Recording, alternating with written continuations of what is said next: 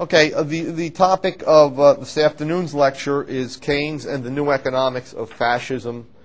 And I had given two core articles to read, one on Keynes, the development of Keynes's thought, and one on I forget actually the name of it, but it had to do with how monetary inflation is one of the key ingredients in bringing about economic fascism in a nation. And the connection between the two articles, okay, they don't seem to be connected. One is really a history of the development of the intellectual development of John Maynard Keynes himself, and how by the time of the general theory, he had begun to advocate thoroughgoing controls over the economy. Okay, not the types of controls that his followers emphasized, controls such as just on the macro sphere, but really thoroughgoing controls that controlled investment. He talked about the socialization of investment. His followers tended to ignore that chapter, which was really the last chapter in the general theory. But Keynes was dead serious in that chapter in advocating these controls as a way of abolishing the scarcity of capital. He really thought that within a generation or two, there would no longer be scarcity in his sense, meaning everybody would be provided for their basic needs. There wouldn't be enough output for frivolous needs, okay? But according to him, food, clothing, and so on, the necessities would be provided, and you needed to push the rate of interest down to zero to get that to happen. After which, you'd move into a millennial period, a paradise on earth, according to Keynes. I mean, he's very serious about this, in which people would stop being so concerned with the future and with production, which he saw as a moral failing, and they would be more concerned with the present beautiful mental states. And these mental states were things like contemplating fine art, going to the ballet, interacting with your loved ones, and so on. So that there would be no distinction between means and ends. There would be no economization. He hated monetary calculation. He thought it was only necessary in a period of scarcity, and that this period, the state could bring about a shortening of this period. And in the 1920s, he believed capitalism, though it had a lot of unlovely aspects to it, was necessary to bring this about. But by the early 1930s, he began to change his mind. He began to think that the state could hasten the era of the paradise on earth. And he then, as I said, advocated these thoroughgoing controls of the economy. That's really the first article I gave you to read. Now, his followers, okay, the neo-Keynesians, Paul Samuelson, James Tobin, Walter Heller, those followers who had worked in World War II in the warfare state, okay, as basically socialist planners, most of them did. They, in the 1960s, came to power with the Kennedy administration. Okay, and that's where I really want to start my story. They jettisoned Keynes' socio-political view, okay, but they still held on to aspects of his economics, which, as I'll show you, really is a form of economic fascism. And we had a development towards economic fascism in this country that had culminated in 1971 with Richard Nixon's imposition of wage and price controls, or the wage price freeze. So I want to focus on that part of the topic. And I want to ask the question, what is economic fascism? I mean, fascism is a strong word. And if you were on college campuses in the 1960s and 1970s, it was thrown around very lightly. Okay, anything that you didn't like about another person's vision of ideological vision, you would designate that as fascist. Okay, so it is a strong term. It's got to be carefully defined to be scientifically useful. The best definition of fascism, I think, was given by John Flynn. Okay, the great American journalist and essayist of the old right, who was one of Murray Rothbard's favorites. Okay, he wrote a classic work which I recommend to everyone. It was called As We Go Marching. Okay. It was published in 1944, and what Flynn did was to enumerate the essential ingredients of fascism. And he did that by looking back at fascist Italy and seeing what the essence of the economic system of fascist Italy was. And he said there are four characteristics or ingredients of economic fascism. The first is a spending, borrowing government which borrowed and spent huge sums on welfare programs, okay, which he called planned consumption. Secondly, militarism, okay, becomes an economic institution, okay, a way of stimulating production in the economy. You see this in fascist Italy. Imperialism becomes the handmaiden of militarism, which basically, in Italy's case, taking over Albania and Ethiopia, okay, or barely being, I think they were beaten back by the Ethiopians. But in any case, you have this global military adventurism. So you have an expansion of the warfare state, and you have the welfare state. You have the planned consumption that is financed by spending and borrowing by government. And finally, a planned economy involving systematic government interference with prices, wages, rents, and interest rates. Now, Flynn referred to these four ingredients as the prologue to fascism. He believed that there were two more ingredients that you needed to have full political fascism. The first was a totalitarian state, and the second was a dictatorship, okay, or the leadership principle. The Führer in National Socialist Germany, and Il Duce, the leader in fascist Italy, okay. But you can have economic fascism as a prologue to this. Okay? You can still have mass democracy. Okay? You can stop short of having full political fascism, although you have progressed to the point of economic fascism. Okay. Now, so far so good, but Flynn did make a mistake in further claiming that economic fascism, which was the first four ingredients I mentioned, could not last very long, okay, unless it was ruthlessly imposed by totalitarian states. So he felt the following, that at some point, people were going to rise up because of the high taxes necessary to finance the militarism, the global adventurism, the planned consumption, or today we would call it the welfare programs, okay? That there would be a glorious tax rebellion, and either it would succeed and they would throw out these fascist programs and the government that implemented them, or a totalitarian dictator would rise up and crush them, okay? So he didn't see anything in between. Okay? He thought that in the short run you were going to either get full fascism or you were going to get a movement back toward the free market.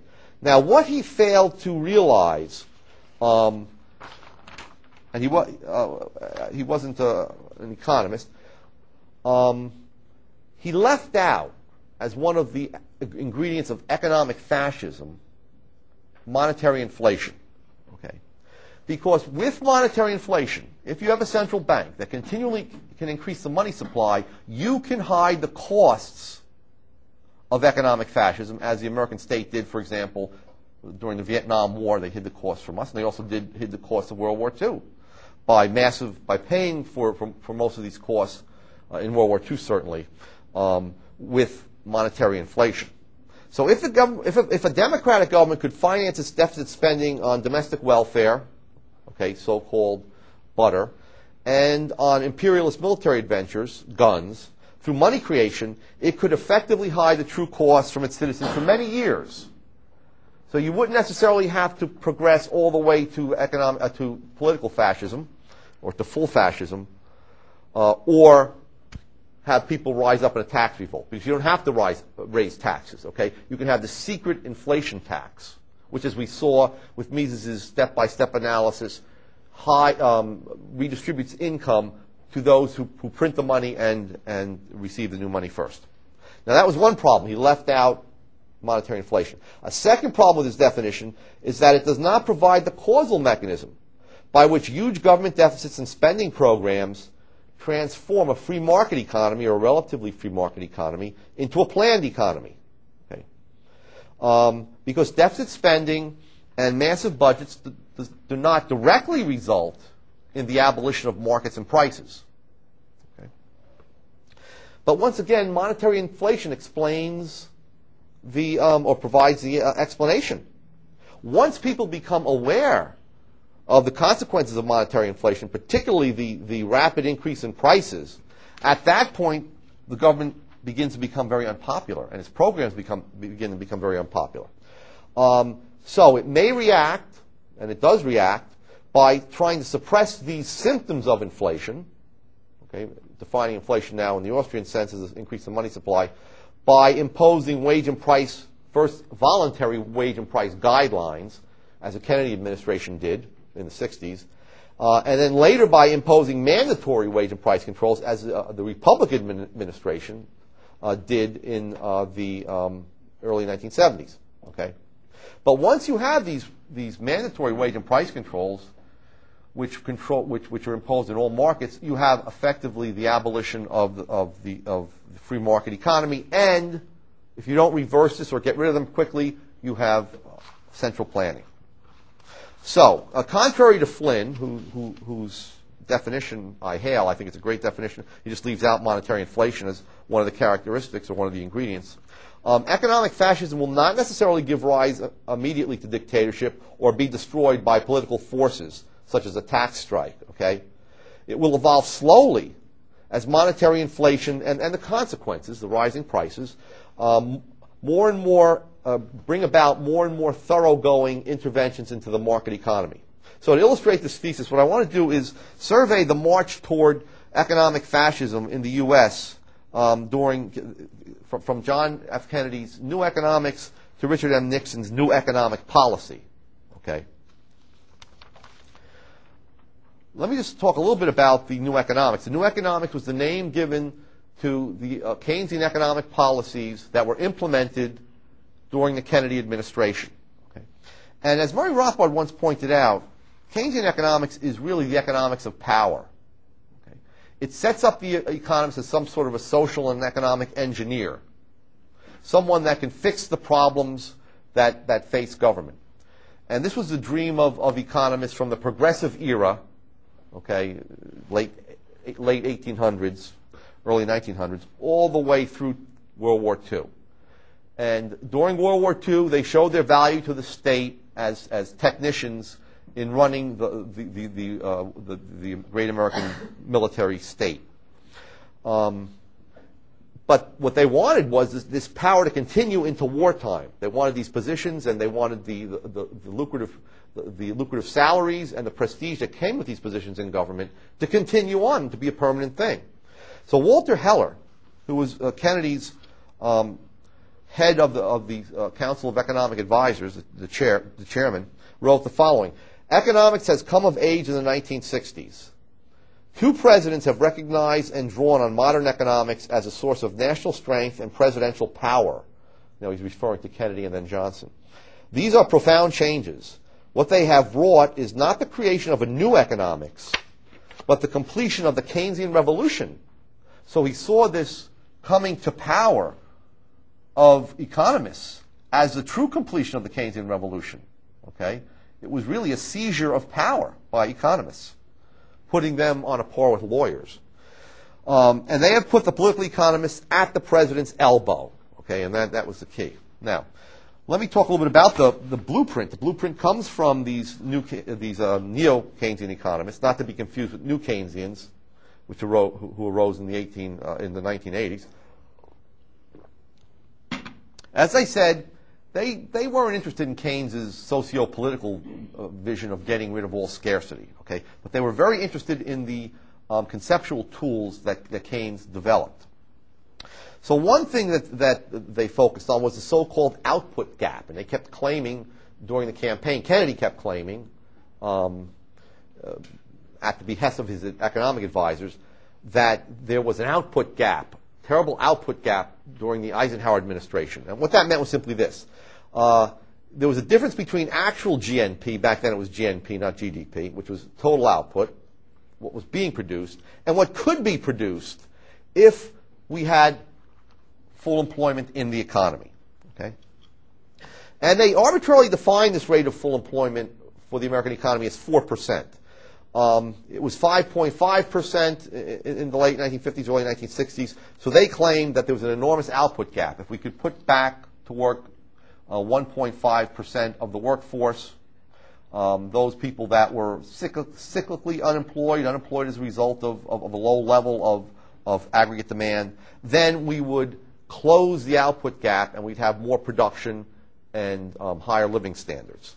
Okay, so that was the first tool that they used, so-called output gap. Then there was a full employment budget. The new economists claim that the state of the actual budget was irrelevant. It doesn't matter if you have a huge deficit, okay? Because if you have an output gap and you're able to implement Keynesian methods to close this output gap, then as income increased, tax revenues would increase. So at full employment, the deficit would disappear or maybe even turn into a surplus. So they were always talking about the full employment deficit, okay, or the full employment budget.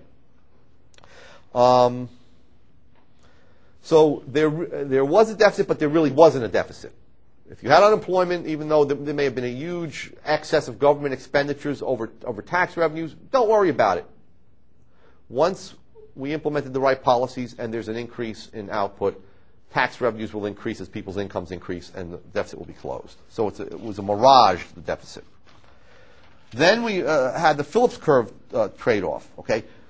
Keynes told us that if there was insufficient spending in the economy, you would have a depression and possibly falling prices.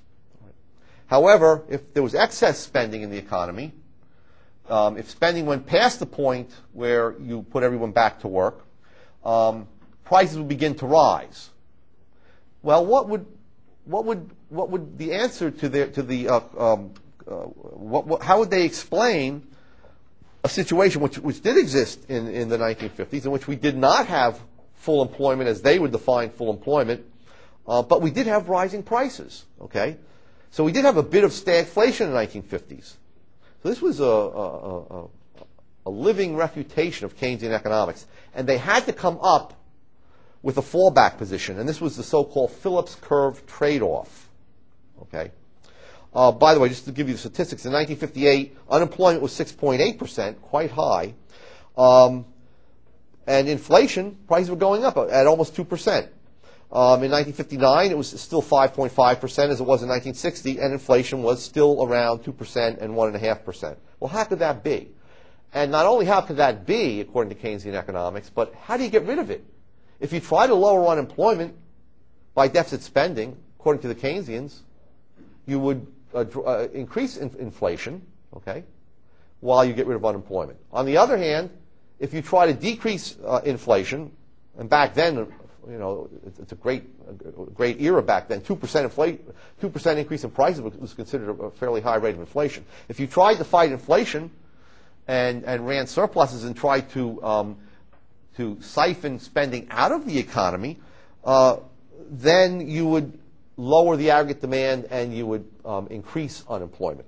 So anyway, the new economists devised this absurd concept of cost push inflation to explain this phenomenon. What they claimed was that, well, the inflation part of the situation was to be explained not by excess spending, especially not by the increase in the money supply, which they almost never talked about back then, but by greedy unions and greedy businesses that wanted to raise their wages and prices. Okay, and therefore they were pushing up costs, and at the same time as they pushed up costs, they were causing greater unemployment.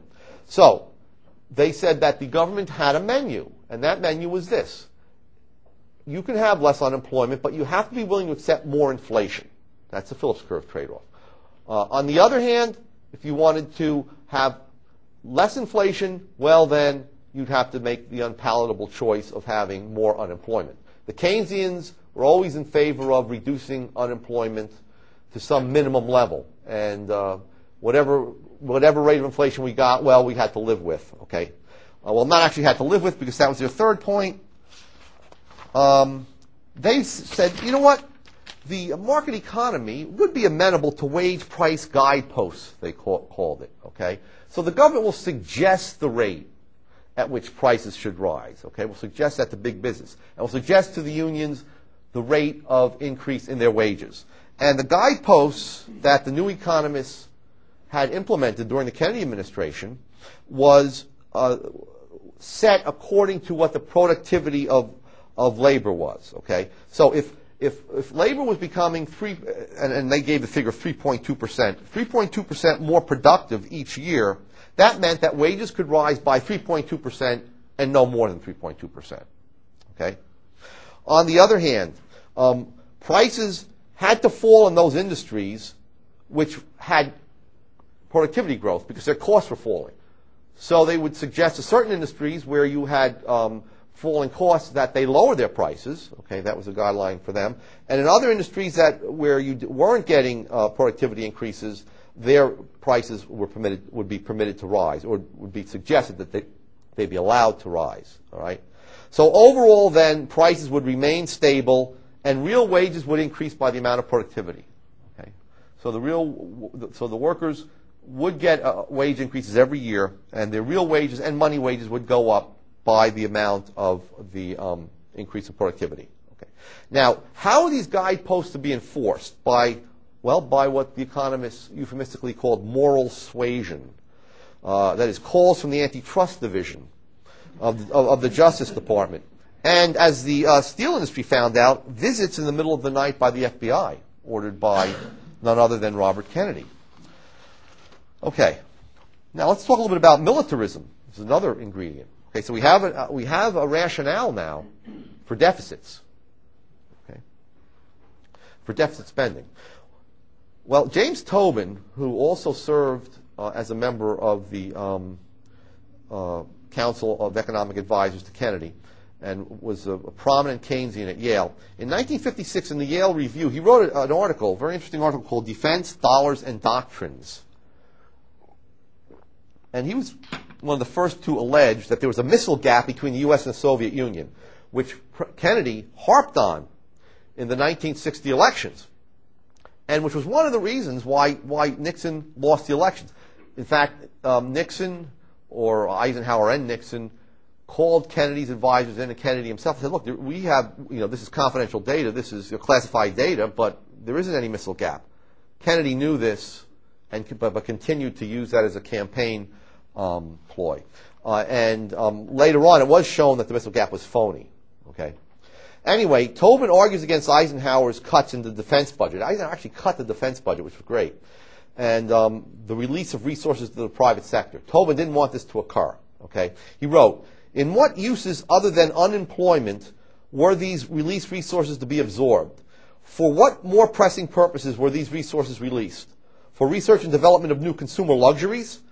For new plants in which to produce more consumer goods, old and new, all to be marketed by the most advanced techniques of mass persuasion to a people who already enjoy the highest and most frivolous standard of living in history?" Okay, here's a rich Yale professor saying that it's not important to increase the amount of consumer goods. Okay. For Tobin, any further reduction in defense budgets, quote, gravely threaten security. The unfulfilled needs of defense are great, and they are urgent. And he's writing this in a policy journal, so he's writing to the public. Okay. Now, what were these programs that he was in favor of? He's very detailed about all this. Okay. He served in the Navy. He also served during World War II as a federal government planner. He wanted a massive building program for shelters from nuclear attack. Okay. He also wanted, he advocated a massive geographical deconcentration of U.S. industry and the underground installation of vital industries, so that, for example, the entire auto industry wouldn't be wiped out if a nuclear bomb hit Detroit. Okay. And he tells us not to worry about the consequences of massive military spending for a number of reasons. He says, first, well, the huge increases in the national debt that this brings about, he says, we owe it to ourselves. Quote, since the debt is, so to speak, within the family, its size can and should be the servant of public policy, not its master. Okay, so in some way he's concretizing the debt as this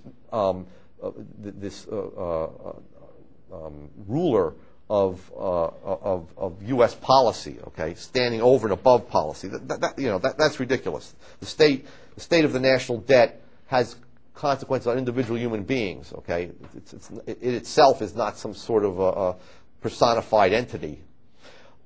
Secondly, he said the effect of large government budgets and high tax rates on American productivity, wouldn't that be negative? Well, he answers that. He says, don't worry, because most of our vast production, and I'm quoting him, is just thrown away. Again, on frivolous consumer goods. And that's basically what he said. And thirdly, what about the inflationary consequences of large government expenditures? And here, as a Keynesian, of course, he's never talking about the money supply.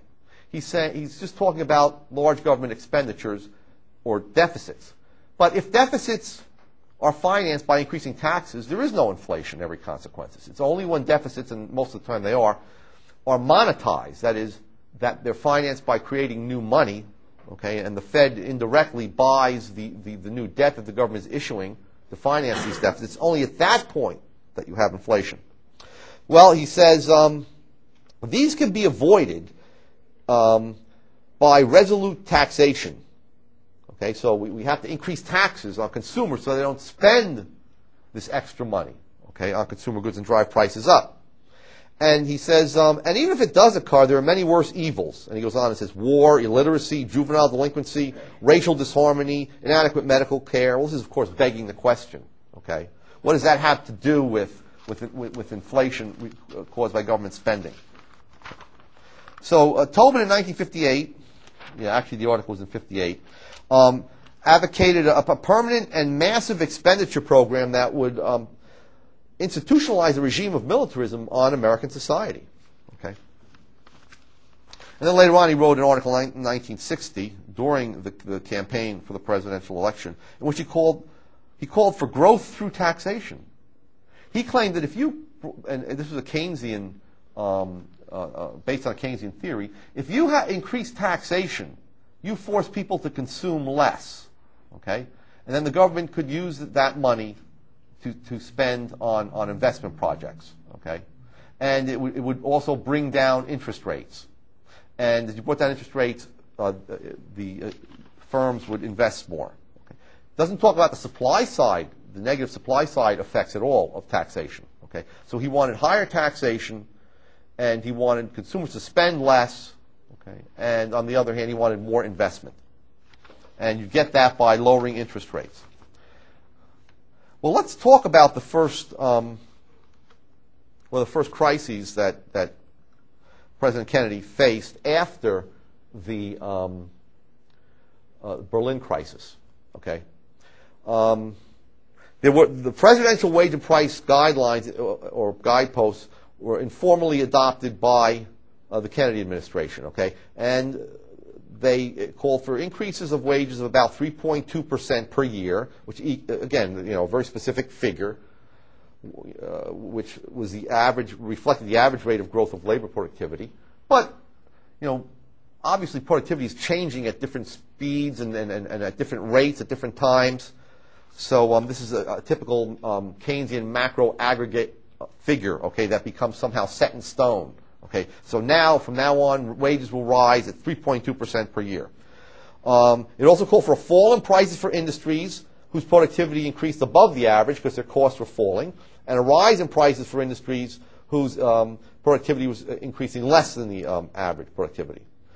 Okay, so overall, the average would be that prices were stable over time and wages were rising by about 3%. Okay, and yet, though they didn't talk about it, M2, the money supply figure M2, which includes savings deposits as well as checking accounts and so on, was rising by 8% per year. They were increasing the money supply at that rate. Okay? And yet they thought that you could have zero increase in prices. So these were used as an instrument, these guideposts, to give government the unprecedented peacetime power over wages and prices. Now, in September of 1961, Kennedy, at the urging of Walter Heller and the CEA, sent letters to 12 major steel firms, okay, asking them to hold the line on prices. Okay. The CEA, the Council of Economic Advisors, had estimated that the steel industry would earn between 7 and 9% net profit for the rest of the year without price increases. And they thought this was sufficient. Why should they have more than 7 to 9%? Well, it's interesting. One of the left-wing economists who was a staff member, her name was Barbara Bergman. She might still be teaching at University of Maryland. Anyway, she revealed how they figured this out. they read Popular Mechanics magazine. Okay, they knew nothing about the steel industry. That's what they got their information from. Okay, on costs and so on. Okay, it's unbelievable. In early 1962. In early 1962, the steel industry concluded a contract with the United Steel Workers. The Kennedy administration considered the contract, which it had actually helped to negotiate, as, quote, non-inflationary and consistent with its wage and price guidelines. 2 weeks after the negotiations concluded, on April 10th, 1962, this was great, U.S. Steel announced a price increase of $6 per ton.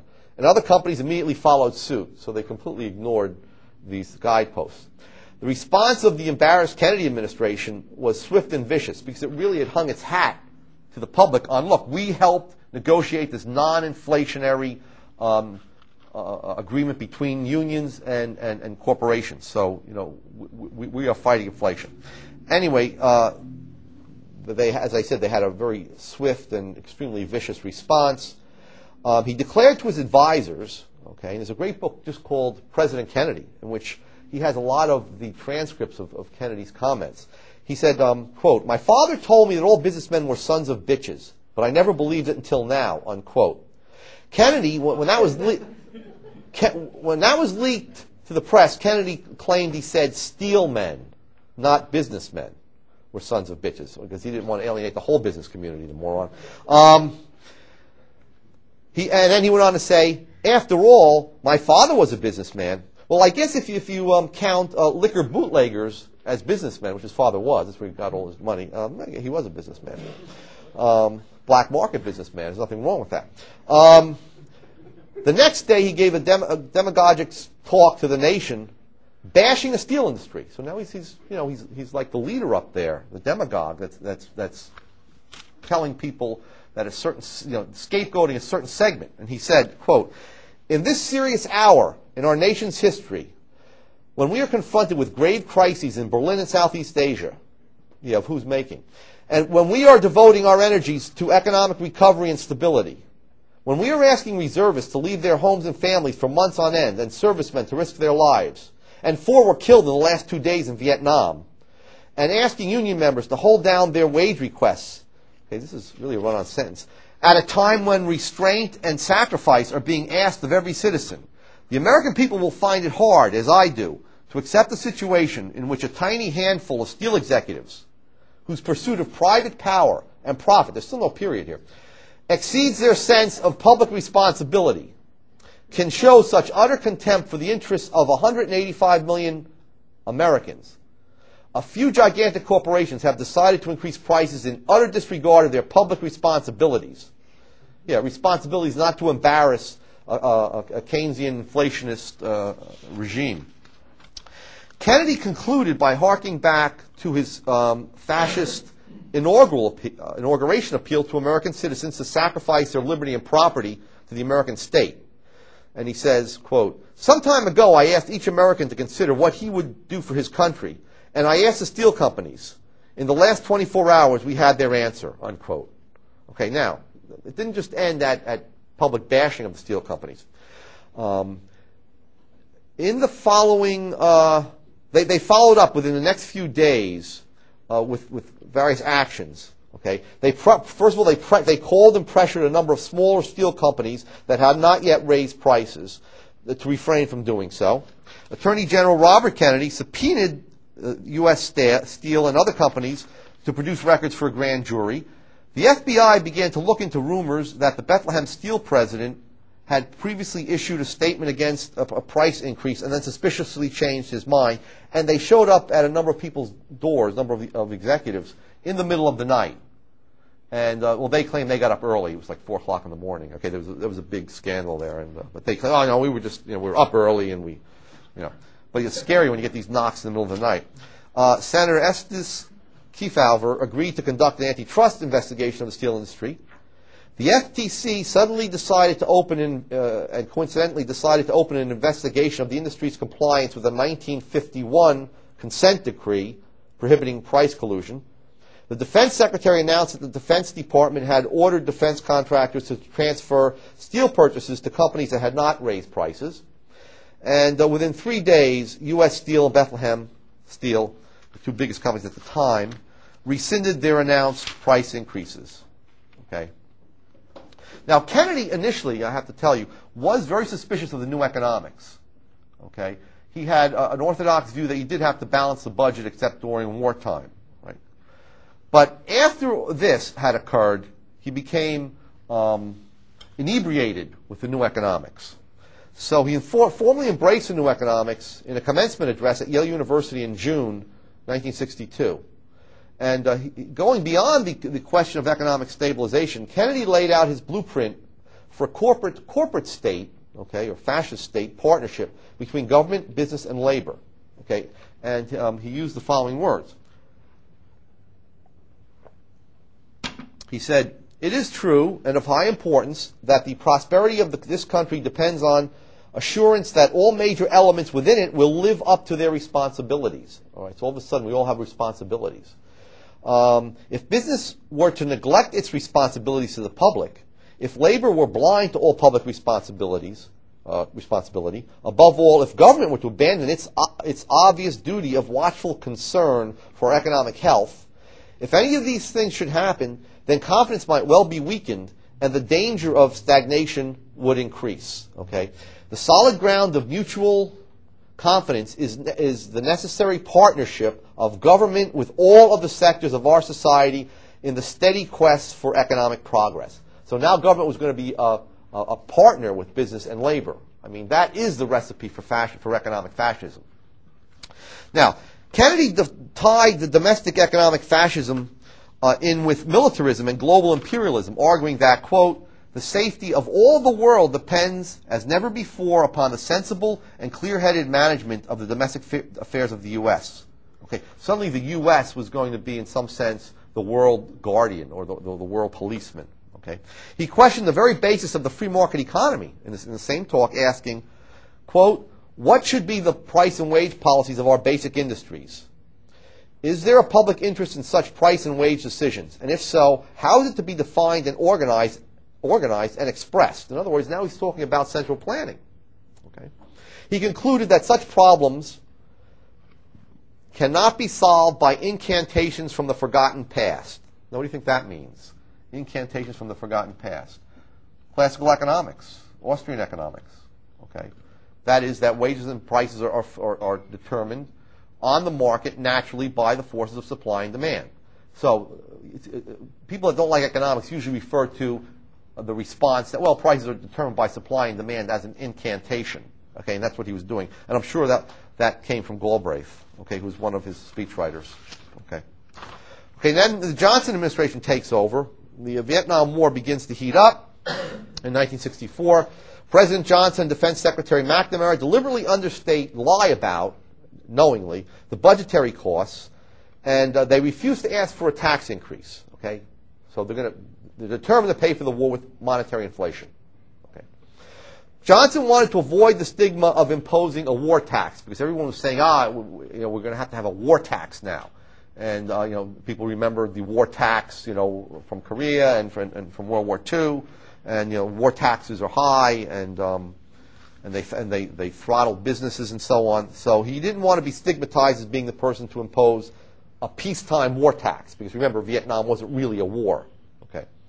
Of course, remember, it started as a result of the so-called Gulf of Tonkin incident, in which U.S. ships were allegedly attacked by North Vietnamese ships, and as we found out later, that was all made up. That was just completely false.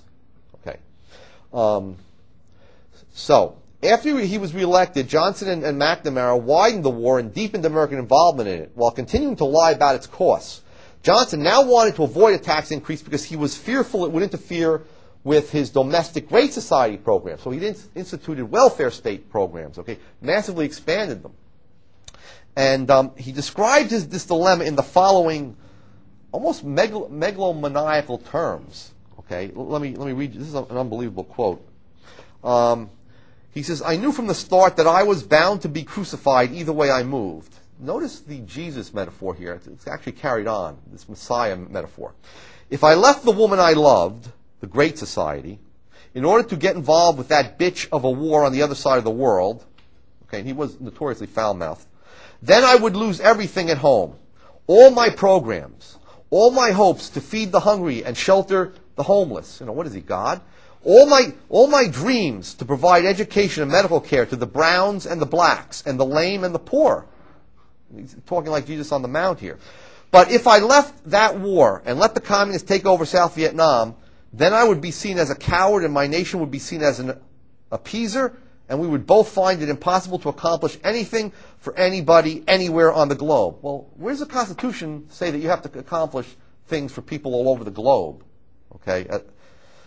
So here we have it, the foul-mouthed, corn-pwned, corrupt machine politician as a frustrated global messiah, okay, who would feed the poor and heal the lame by basically by counterfeiting money. That's what he wanted to do. He didn't want to raise taxes, okay. So as deficits and spending exploded and the public developed inflationary expectations, prices began to rise rapidly. Johnson, like Kennedy, then resorted to, quote, jawboning, that is, threatening industries that were raising prices.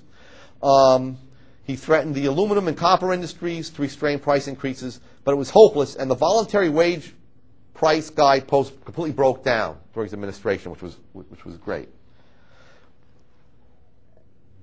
Unfortunately, Richard Nixon then takes power.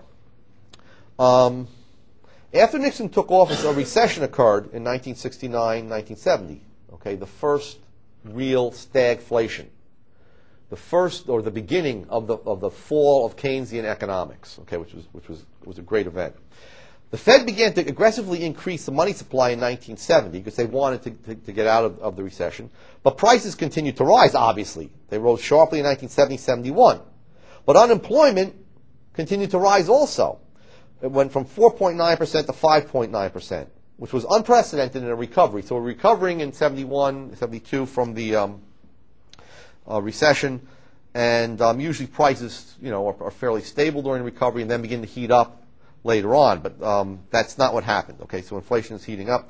So stagflation had arrived with a vengeance. So the allegedly conservative and close friend of Nixon, Arthur Burns, takes over at the Fed in 1970. And he begins clamoring, okay, both first to Nixon and then clamoring publicly for mandatory wage and price controls. Mandatory wage and price controls. So he goes far beyond Kennedy and Johnson.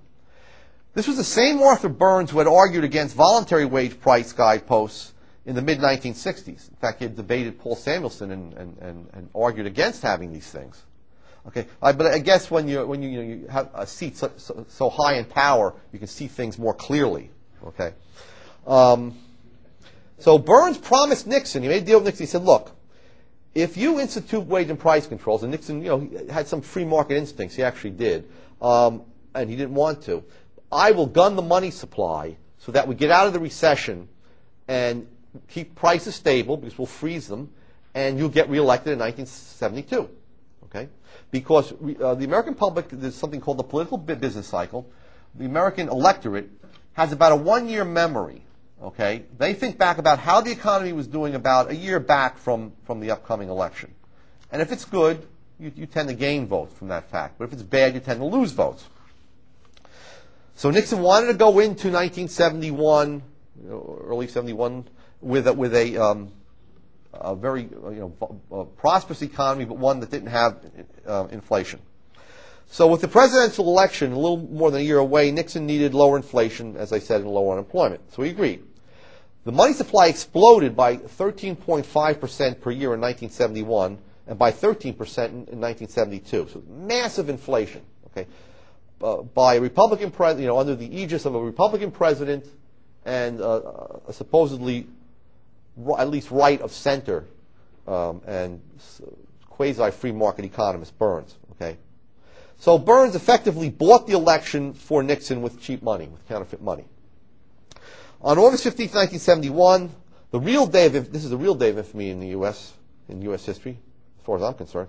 Richard M. Nixon brought full economic fascism to the United States during peacetime. Okay, and no one really made a peep.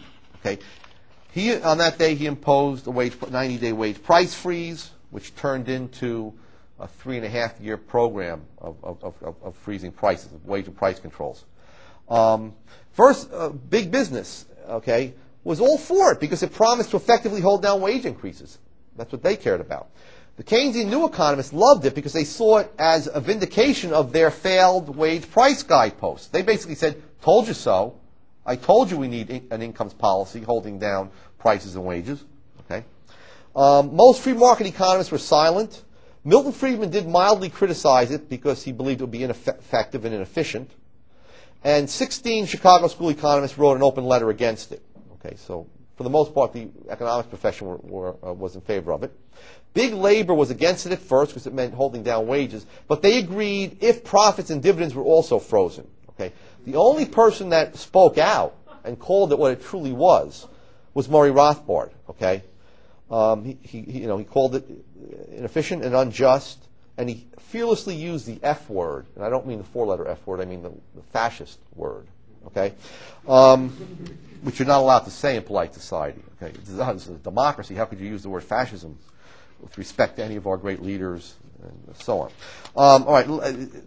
In fact, Rothbard had predicted that Nixon would, 7 months in advance, that there would be a move to fascism under Nixon. And let me quote what he says. Make sure I have the right quote here. Yeah, he says, this is in January 1971, 8 months before the imposition of the wage price freeze. Okay, Rothbard had foretold the coming of wage and price controls, which he characterized as the natural culmination of fascistic tendencies in the U.S. economy that had been developing since the beginning of the 1960s, and that had gathered significant momentum during the Nixon administration. Okay, he also foresaw the surprising complicity of conservative free market economists in bringing about these controls. Herbert Stein, a so-called free market economist. Paul McCracken. These were all these were all Nixon advisors, and saw themselves as free market economists. Yet they went along with it. Okay. Now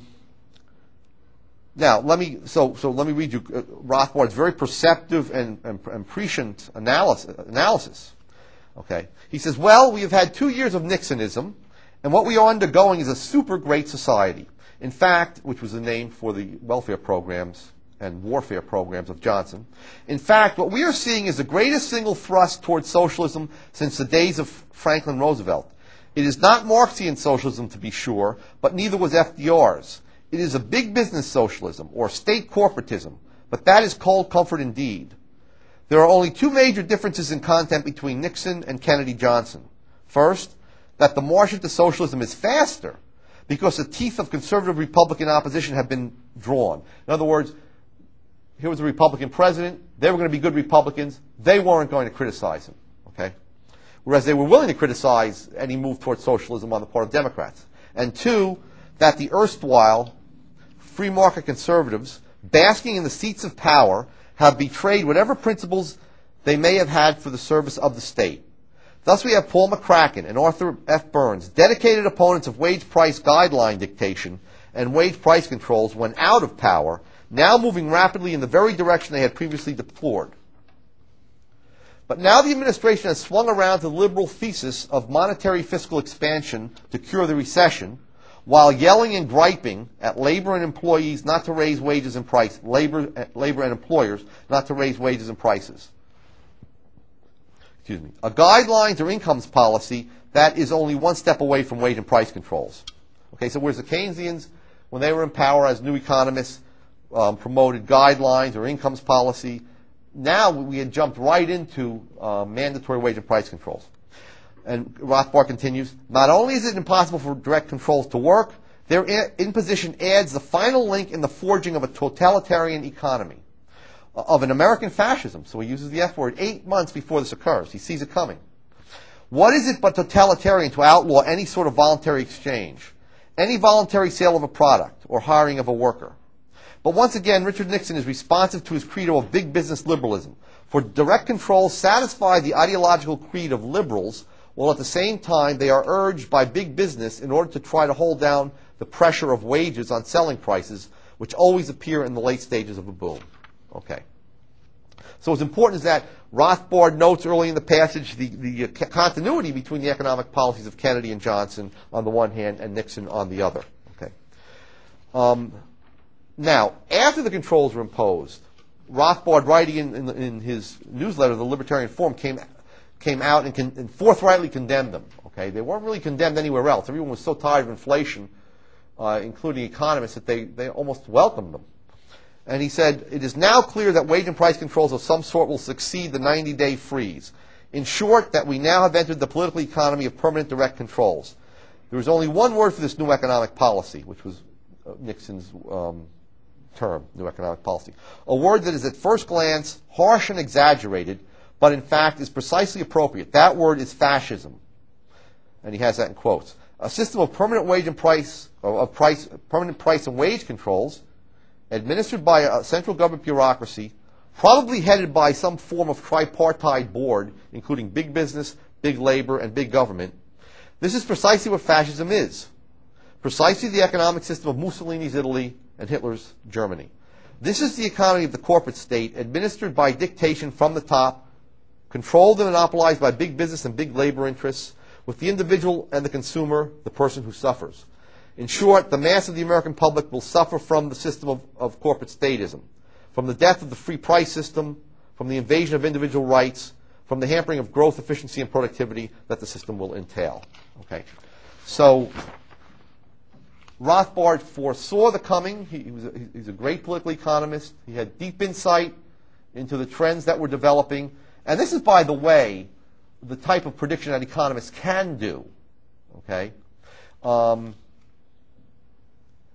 Mises called it thymology, meaning that you understand what the ideology and the goals that or you try to understand the ideology and the goals that other human beings adhere to and are pursuing.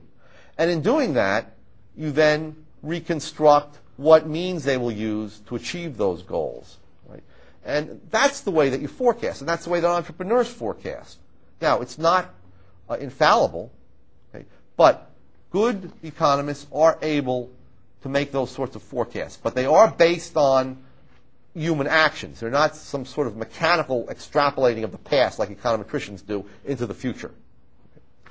And I think that Austrians in particular have been very good at this. Okay?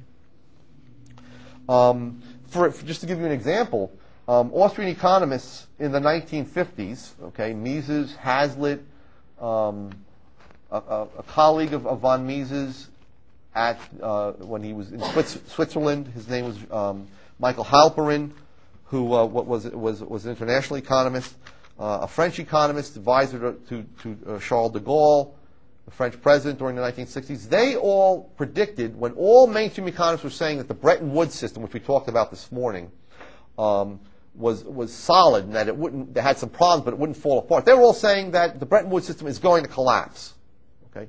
Because the way economic forces work, if you give one government the ability to continually print paper money, which all other governments will accept and hold, okay, without demanding the gold that they have the right to demand, that government, in Jacques Rueff's words, would run a deficit without tears, meaning you're never called to pay off on the deficit. You're never called on to redeem the dollars in gold. Right? So, in fact, it did collapse. Milton Friedman, Fritz Machlup, and other mainstream economists said if the dollar was ever cut from gold, the price of gold would fall to $10. It's the dollar that's supporting the price of gold. Well, in fact, that was the exact opposite. Once the link was cut, at, I guess it was at the end of the 1970s, the price of gold rose to $800. That was the dollar that depreciated. Okay. On the other hand, the Austrians, of course, said, of course, the dollar's depreciated. If you cut the link, the dollar is going to find its true level, which is going to be, in relation to gold, depreciated. Okay. The value of the dollar is going to fall in relation to gold. Okay. Which it did. So be very careful when you say, well, Austrians believe that you can't predict. Okay? If prediction means literally foretelling of the future, well, that's true. But if it means making reasonable forecasts based on permanent universal economic laws, it's not true. Austrians are the best forecasters and have shown themselves to be such. Okay? And I think Murray Rothbard is a good example of this. Ludwig von Mises is a good example of this. I once heard Fritz Machlup, who was in the fourth generation of Austrian economists, say that Ludwig von Mises had saved his life because when Mises left Austria in 1934, he told him that the Nazis are going to take over Austria. And he told all Jewish economists, or even liberal economists, that they should leave Austria. And most of the Austrians did leave Austria. Okay. Again, he saw political and economic trends unfolding that others did not see. Okay. Another story that Fritz Machlup tells is that he used to walk with Mises from his private seminar back to his home, and they used to pass by one of the most, I think, the biggest bank in Austria at the time, and I believe it was the Credit Anstalt. And Mises every once in a while would point to it and say, there is coming a big smash, okay, and this institution will be one of the first to fall. And in fact, it was the first big institution in Europe to collapse. And at some point, Mises was offered a job there in the late 1920s, and he refused to take it because he believed that it was going to collapse. Okay, so I'll stop there and take any questions or talk about Keynes himself, but I'd rather have questions on this. Yes?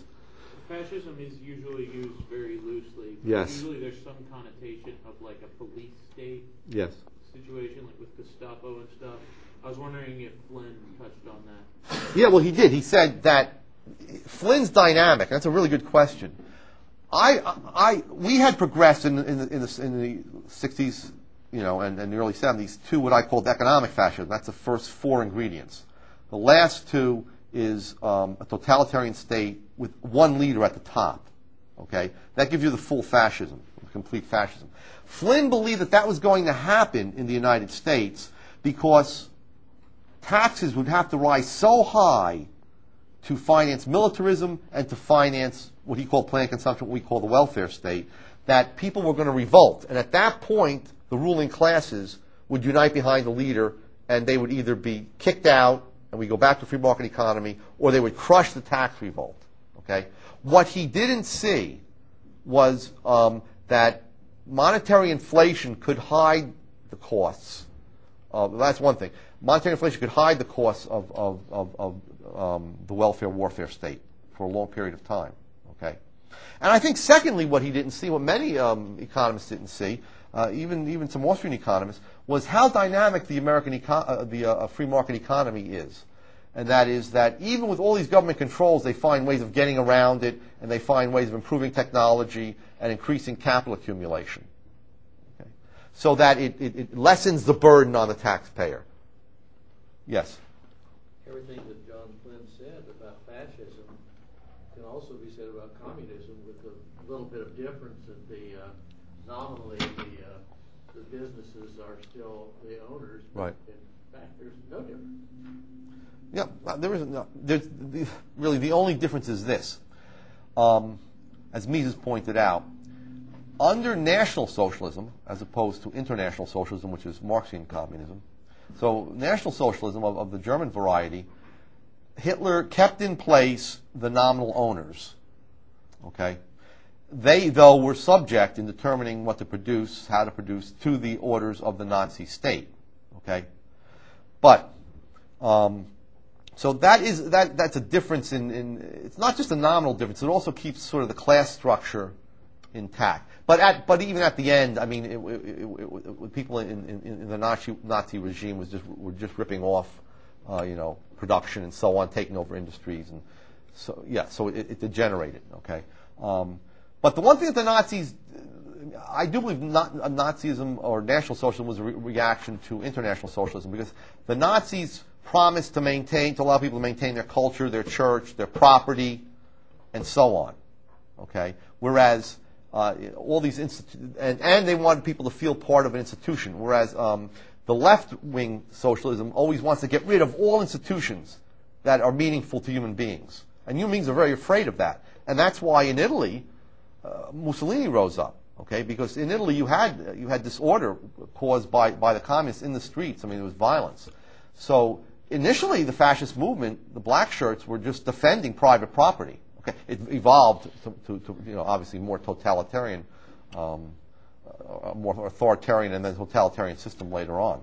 Okay, but before Mussolini was in power, I mean, many property owners supported him. Yeah. You started off by saying how the expanding the money supply could hide a lot of things. They could get away with Yes. money. Yes. I would add to that the withholding of taxes. Mm-hmm. Good point. Because they don't feel the pain of having to reach into the pocket and pay. Pay it in a lump sum, right. Now, you know who instituted with tax withholding in the United States during World War II was Milton Friedman, so-called free market economist. Okay.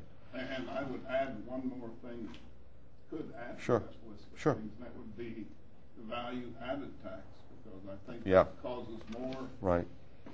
problems to the businessman than it does to the Absolutely. buying.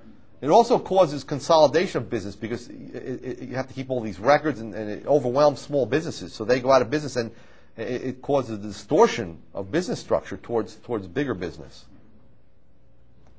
Yeah, back there. I'll come back. Yeah. In the article on Keynes himself, Yeah. it seems I only got through a part of Right. it, but it seems like there's a tension between two elements of this ideology. One being the millennialism, the Hegelian millennialism, Right.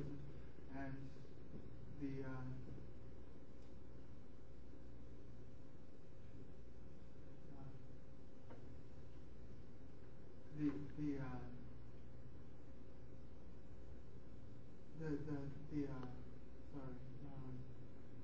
the political economy based on Burke that Right. seems to emphasize the short run rather than the long run, and the millennialism seems to emphasize the long run over the short run. Is there anything to that tension? Yeah, that's a good point. Burke, what he got from Burke was basically that there has to be some sort of a guidebook and some way of approaching the desired state. Okay. I don't think he took as much from Burke as he did from G.E. Moore, the philosopher, who believed that that the moral good consists in these states of the present moment, meaning mental states in which you immerse yourself and in which there's no distinction between means and ends because they're timeless states. For example, standing and staring at the Mona Lisa, okay, or watching a ballet, okay.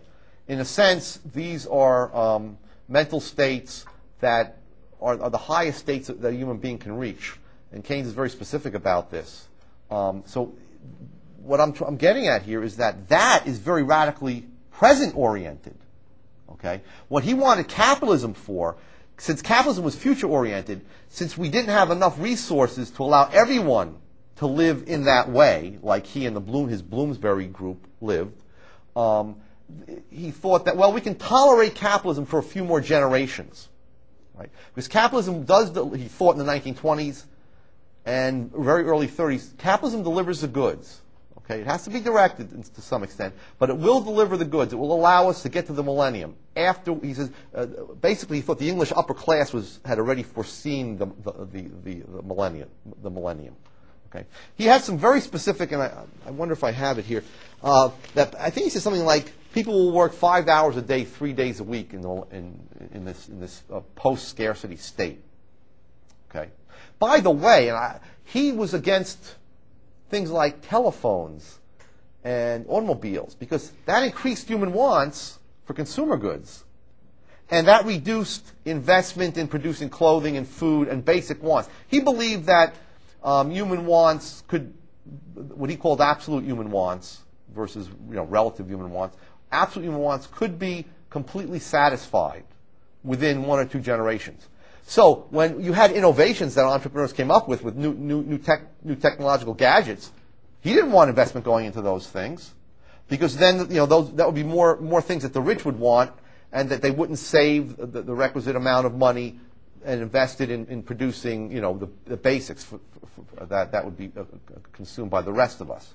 Okay, so now he got sick of that. By the mid-30s, he wanted to quicken our movement into the millennium. Okay, and he wrote his most fascistic article, and I'll quote from it because we have some time, called "National Self-Sufficiency," which is what Hitler was doing at the time, trying to make Germany completely self-sufficient so he could put it on a wartime footing. Okay, let me just give you some interesting things that he says in that article. This is where he begins to change. This is where he begins to say that, capitalism can't necessarily get us to the millennium. We're going to have a lot of state intervention to do so. And he talks a little bit about Mussolini here, and so on. Let's see.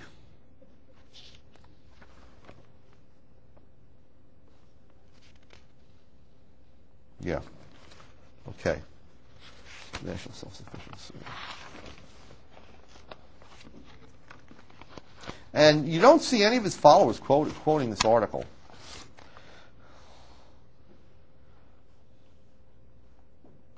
He says, I am in favor of retaining as much private judgment and initiative and enterprise as possible, but I have become convinced that the retention of the structure of private enterprise is incompatible with that degree of material well-being to which our technical advancement entitles us, unless the rate of interest falls to a much lower figure than is likely to come about by natural forces operating on old lines. In other words, now he sees the rate of interest as being too high.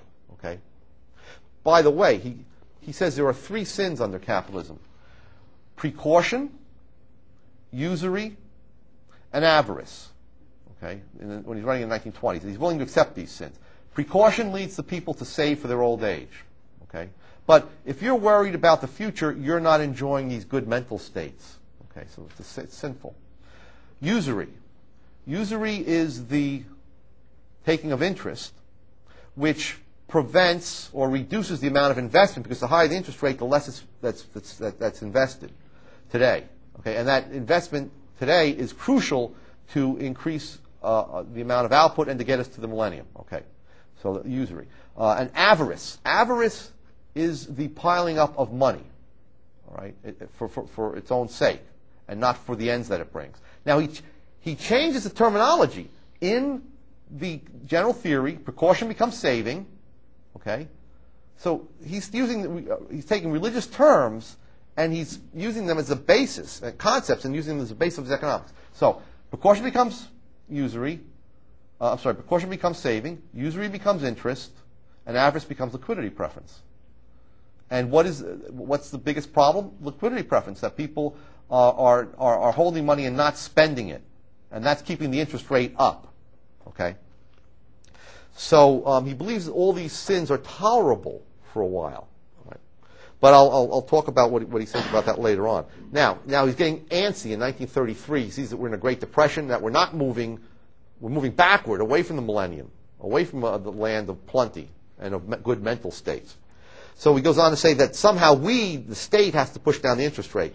He says, indeed, the transformation of society, which I preferably envisage, may require a reduction in the rate of interest towards the vanishing point within the next 30 years. Okay, so he wants to drive it down to zero. His followers after the war claim, no, he didn't really mean that. But that's what he wants to do. Okay, he hates interest. Doesn't have any notion of time preference whatsoever. In fact, he hates time preference. He hates the fact that people are willing to, in some sense, to postpone, the fact that people can overcome their time preference and postpone consumption to the future. He says, now he's talking about the 19th century. He says, the 19th century carried to extravagant lengths the criterion of what one can call, for short, the financial results. He hates monetary calculation because it informs you of what the cost of your present action is. He doesn't want people to worry about that. He says, the financial results as a test of the advisability of any course of action sponsored by private or by collective action.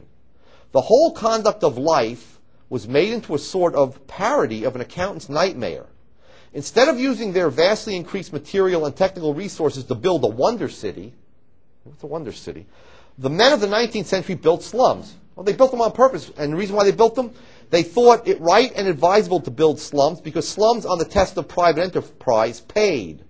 Whereas the wonder city would, they thought, have been an act of foolish extravagance, which would, in the imbecile idiom of the financial fashion, have mortgaged the future. In other words, what he's saying is, use all the resources at present. Build the things that you want now. Okay? Don't skimp now and build lower cost housing. Okay? Had no idea about capital accumulation. Okay? In fact, thought it was capital accumulation was sinful because you were continually postponing into the future enjoyments rather than having these present good mental states now. He says, for the minds of the generations, minds of this generation are still so beclouded by bogus calculations, meaning profit and loss, that they distrust conclusions which should be obvious out of a reliance on a system of financial accounting which casts doubt on whether such an operation will pay, in quotes.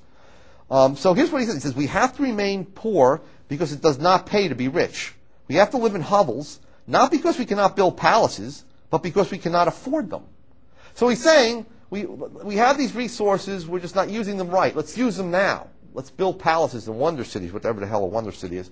And he goes on. All right, now here's his big breakthrough.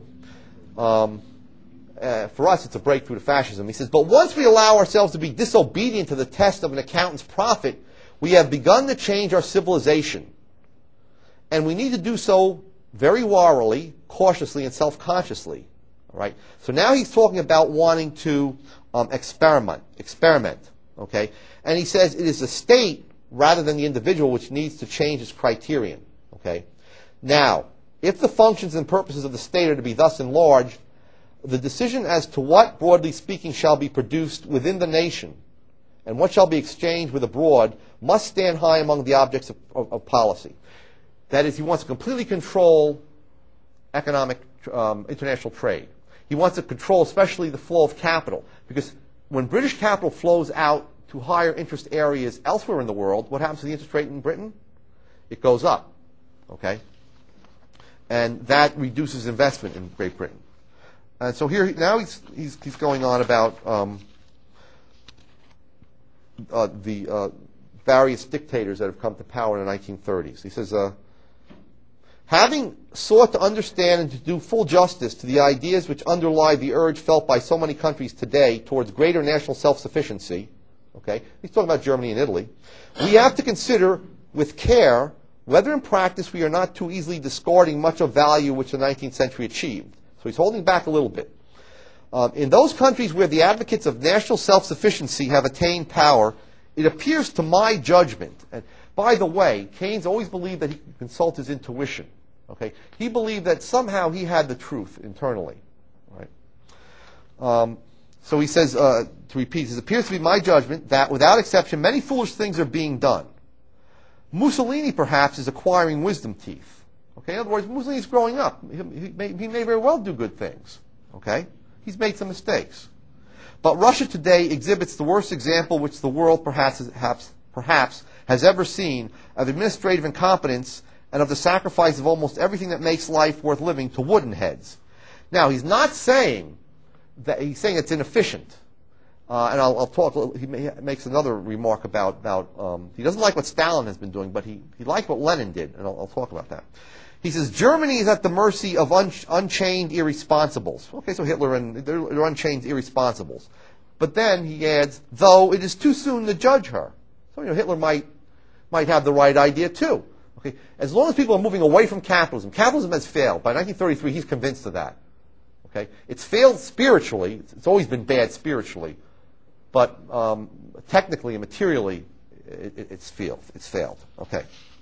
He says, so now he's pulling back on his criticism. He says, but I bring my criticisms to bear, meaning of Mussolini and Hitler, as one whose heart is friendly and sympathetic to the desperate experiments of the contemporary world, who wishes them well and would like them to succeed. Okay, so he'd like, fascist Italy to, who has his own experiments in view, and who in the last resort prefers anything on earth to what the financial reports are want to call the best opinion in Wall Street.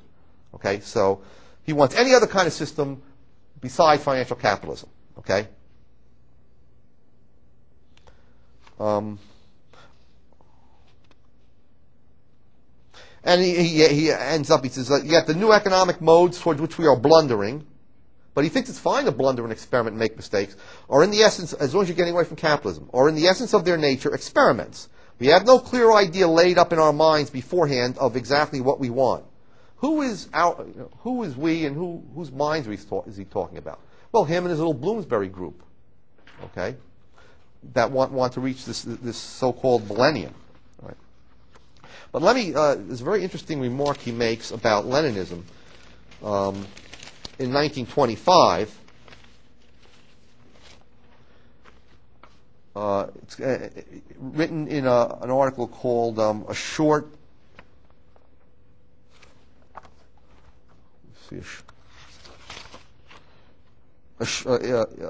View of Russia. Okay.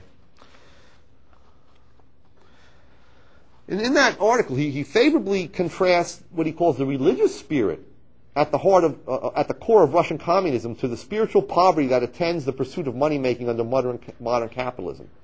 And here's what he says: the emotional and ethical essence of Leninism centers about the individual's and the community's attitude toward the love of money, and he puts that in big letters, love of money, in capital letters. In the Russia of the future, it is intended that the career of money-making as such will simply not occur to a respectable young man as a possible opening, any more than the career of a gentleman burglar or acquiring skill in forgery and embezzlement. So he's putting it on a par. He's making money in honest business on a par with forgery and embezzlement. Even the most admirable aspects of the love of money in our existing society, such as thrift and saving, and the attainment of financial security and independence for oneself and one's family, while not deemed morally wrong, will be rendered so difficult and impracticable as to be not worthwhile. Okay. He then goes on to say, the private trader in Russia is a sort of permitted outlaw, without privileges or protection, like the Jew in the Middle Ages. An outlet for those who have overwhelming instincts in this direction, but not a natural or agreeable job for a normal man. Okay? And he deems a society, he says that a society which treats money making in this manner, he calls it a tremendous innovation. Okay. So this is Keynes. He laid out, by the general theory, he's ready to dump capitalism and replace it with what I said before was a socialization of investment. And basically, what he wants to do is to push the interest rate down to zero. Okay, I really highly recommend the last chapter of the general theory. It's really, the entertainment value is tremendous. Okay, in it, he talks about depriving capital of its scarcity value within 1 or 2 generations. He says it can only be done by using central controls, and he uses that term 4 times within the space of 3 pages. Now, his followers always denied that he was a socialist, but what else is he talking about here? These measures are designed to enable a state to determine the aggregate amount of resources devoted to augmenting the instruments of production, meaning the aggregate amount of capital investment, and the basic rate of reward to those who own them. So he wants a state to determine how much people should consume in the aggregate, how much they should invest in capital goods. The state's going to determine all that, and how much people receive in income. Okay, so it's a centrally controlled state that he has. And he says now, he uses the term socialization of investment. He says the central controls which Keynes advocates do not necessitate the assumption by the state of the ownership of the instruments of production. Okay? He says, well, we can still allow private entrepreneurs to own these instruments, okay, and to try to make profits with them. But we're going to control how much investment they get. Okay? And we're going to control how much income they get. Well, that's National Socialism. Okay, you leave them the owners of private property in name only. Okay. So yeah, he wants communal saving. He wants the state to do the saving. He wants to basically get rid of stock and bond markets. Okay, get rid of those. Have the state have one big bank that allocates investment to the allegedly privately owned industries. Okay. And he says only in that way can, by the state actually being the long-term investor, can we defeat the dark forces of time and ignorance. Okay. He also points out that capital goods, the return on capital goods would just cover their labor costs of production, plus an allowance for the risks and cost of the skill and supervision. So all he would have as a return to these supposedly privately owned business is simply the replacement cost of the capital they use up, plus they would get a return more or less as managers. All right. Well, what about the entrepreneurs? He basically says that there'll be nothing left over for capitalist investors who do not do anything. In other words, who simply invest their money. There will be nothing left over to pay them. He says in the state of full investment, there would occur, and he uses the term, the euthanasia of the rentier, that is, the killing of the mercy killing of the bondholder and the equity buyer, okay, because they're not running the business, they're just sitting back and collecting dividends and they're collecting interest returns. Well, they're going to be gone. And the euthanasia of the cumulative oppressive power of the capitalist to exploit the scarcity value of capital. He's going to, if you drive the interest rate down to zero, there's no return to the capitalist, okay, and he wants to do that. So now he's just worried a little bit about, well, we're going to have a scheme of direct taxation which is going to distribute income from the higher to the lower income groups and raise the propensity to consume of these lower income groups. So we want more consumption, okay? We don't want people, piling up savings, so we want people to consume more. So we'll highly tax upper income levels who save more, okay, and give it to the lower income levels. Now he does say, well, wouldn't this be a problem? Because maybe we wouldn't have enough entrepreneurial ability. People want to go into business. Well, he says the following. He asserts this: the prevailing price of entrepreneurial ability and risk taking is far in excess of the supply price. He says the entrepreneurs are certainly so fond of their craft that their labor would be obtained much cheaper than at present. So Bill Gates will take $30,000-$40,000 a year. We can just tax everything else away. Okay. So the interest rate, the rentier, and the speculator on financial markets are completely suppressed by socialized investments. They're gone. The economic rent received by entrepreneurs above the minimum amount they would accept, that's gone. That's taxed away. That's used to subsidize state-provided benefits for laborers, basically a welfare state. Okay. Finally, Keynes has his scheme for direction of investment and remuneration for people that work, in productive activity, bears more than a passing resemblance to a Schacht, the Nazi Commissar, economic Commissar, Helmar Schacht, his command economy. Okay, and that was based on three main controls. The state controls costs, which Keynes is going to do by getting rid of these incomes. Investment, which Keynes wants to do, and international trade, which Keynes wants to do. In fact, in the 1940s, Keynes said that he says the Schachtian device, he uses the term Schachtian of international barter, where Germany had made barter arrangements with South American countries and other countries. That might be a good policy for Britain in the post-war world if we don't have a good international system. Okay, and of course you've all heard of the introduction that Keynes wrote, and this is suppressed by his followers, to the German edition of the General Theory. Okay, and in it he wrote the following, and it took a revisionist historian, James J. Martin, to translate this into English. Okay. It was never translated, even though everything Keynes ever wrote is, collected in his works. This isn't there.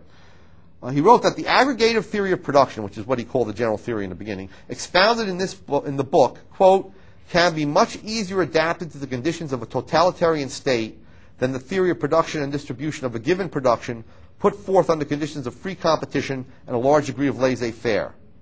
Keynes also, in this preface, expresses satisfaction if his theory, quote, can contribute a single morsel to a full meal prepared by German economists. So even in 1936, that's 3 years after he's written National Self-Sufficiency, okay, and we begin to see Hitler's oppressive policies in play, he's still thinking that, well, maybe this will turn out to be something good, okay? So the bottom line, I think I have a minute to read. Hayek then in 1944 writes The Road to Serfdom, and Keynes responds to this in a very interesting way. Let's see. I have that here.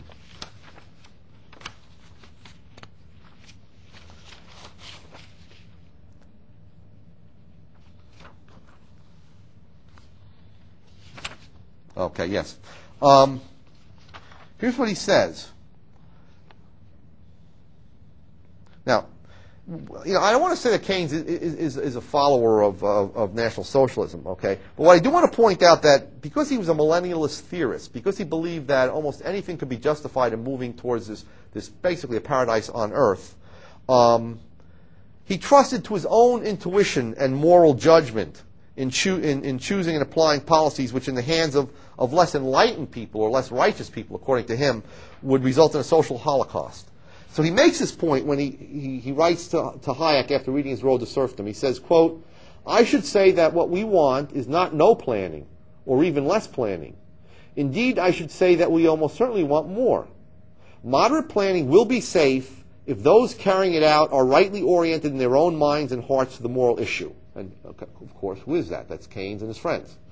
"I accuse you," meaning Hayek, "of perhaps confusing a little bit the moral and the material issues.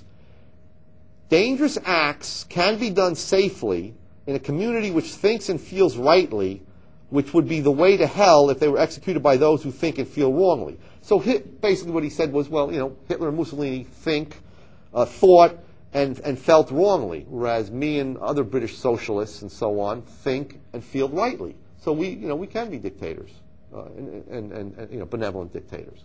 Okay, so he really did see himself in that light. Okay, it's pretty scary. Okay, I'll end here, and there might be 1 minute for a question. Yeah. I remember Dixon was famous for saying we were all Keynesians now. Yeah. What was the context of that? Where he thought he was saying? In that, Friedman had said something similar. Basically, in that everyone believed that you had to have fiscal policy and monetary policy to keep the economy on an even keel. Okay. So in that sense, that using the tools constructed by Keynes, not necessarily making the same trade-offs as Keynesian economists would make, okay, but everyone was a Keynesian in that you couldn't conceive of an economy which could just be left alone to operate on its own without pulling the levers of fiscal policy and monetary policy. So I think he meant it in that way. Okay, thank you.